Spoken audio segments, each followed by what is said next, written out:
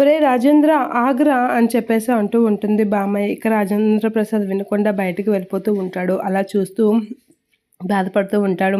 అక్షయ అన్న మాటలకైతే గుర్తు తెచ్చుకొని చాలా బాధపడుతూ ఉంటాడు. ఎవరు ఎక్కడ ఉండాలో, ఎవరు ఎక్కడ నచ్చిన దగ్గర ఉండాలో నేను ఎలా నిర్ణయిస్తాను, ఎవరికి నచ్చిన దగ్గర వాళ్ళు ఉండండి అని చెప్పేసి అంటూ ఉంటాడు. ఎవరికి నచ్చిన దగ్గర వాళ్ళు ఉన్నా నాకు అభ్యంతరం లేదు అని గట్టిగా అనేసరికి ఆ మాటలు తలుచుకొని బాధపడుతూ ఉంటాడు. ఇక రాజేంద్ర ప్రసాద్ అవని దగ్గరికి వెళ్ళేసరికి ఆరాధ్య తాతయ్య అని చెప్పేసి వెళ్తూ ఉంటుంది. ఇక ప్రంతి కూడా నాన్న అని చెప్పేసి దగ్గరికి వెళ్తూ ఉంటారు.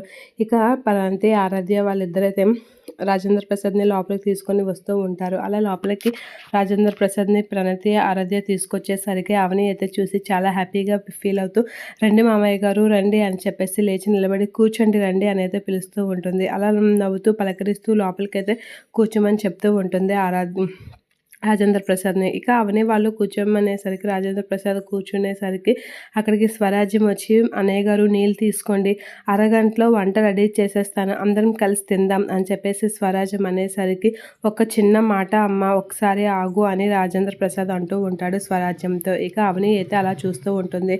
నేను మీతో కలిసి భోజనం చేస్తాను, కానీ మీతో కలిసి ఉండడానికి ఇక్కడికి వచ్చాను, కలిసి భోజనం చేయడానికి వచ్చాను, మీ ఆనందాన్ని పంచుకోవడానికి వచ్చాను, మీ కష్ట సుఖాలని పంచుకోవడానికి వచ్చాను, మీకు ఒక తోడులా ఉందామని వచ్చాను అని అనేసరికి అవని ప్రణతి భరత్ వీళ్ళందరికీ అర్థం కాక అలా చూస్తూ ఉంటారు. ఏమమ్మా అర్థం కాలేదా అని అంటూ ఉంటాడు స్వరాజ్యంతో. స్వరాజ్యం అయితే అర్థమైంది లేదో అన్నట్లుగా అలా చూస్తూ ఉంటుంది.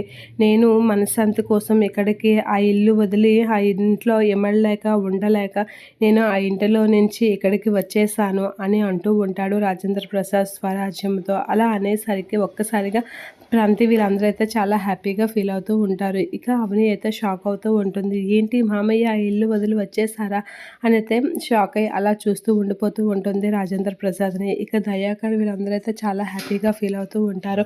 ఆరాధ్య కూడా తాతయ్య ఇక ఇక్కడే ఉంటారు, ఆడుకోవచ్చు అని చాలా హ్యాపీగా నవ్వుకుంటూ ఉంటుంది.